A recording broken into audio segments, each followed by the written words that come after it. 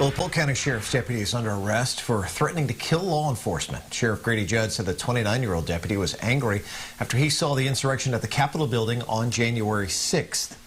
Fox 13's Evan Axelbank tonight's live at the sheriff's office with more on this. Hi there, Evan. So tell us exactly what was specific about the threat he made.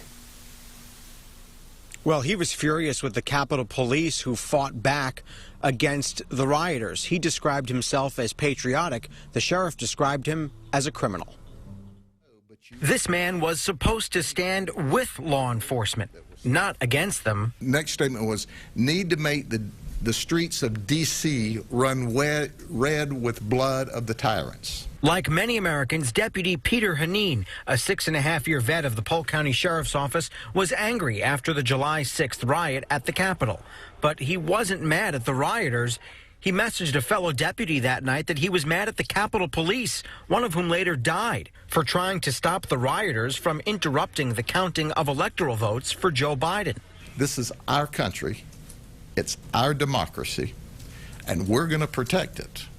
We're going to protect it with our very lives. Tuesday night, deputies were completing a search warrant of Heneen's home in Bartow.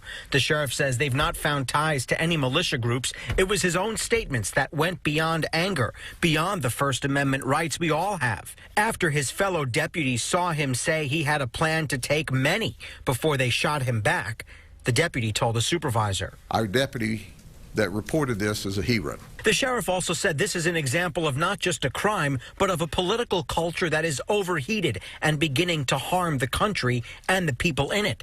He reserved judgment on whether the outgoing president's claims of fraud inspired some to go too far.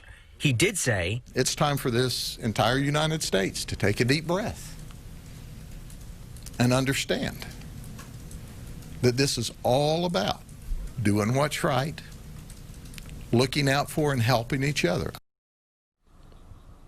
He is charged with a second-degree felony of making written threats, and that law was passed by the state legislature very recently after recommendations from the Marjorie Stoneman Douglas Commission, which Sheriff Judd was, of course, the chair of. Mark. Sure. Evan Axelbank live for us tonight. Evan, thanks.